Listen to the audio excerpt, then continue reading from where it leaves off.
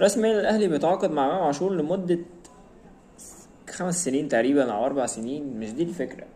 الفكره ان في صراع على اللعيب من فتره بين الزمالك والاهلي وبيراميدز، وهو هيرجع لمين، وهو اختار الاهلي وكل الكلام الجميل دوت.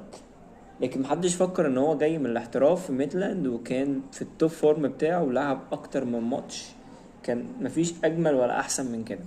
ولما تيجي للسبب اللي هو ايه اللي رجعه مصر، يقولك ان هو راجع عشان للاسف ما بيعرفش يتكلم انجليزي. وده سبب بصراحة يعني مش مفهوم. ده بقى رجعنا لنقطة اهم من كل ده، ان صلاح لما اتكلم وقال لك المينتاليتي بتاعتنا بتختلف.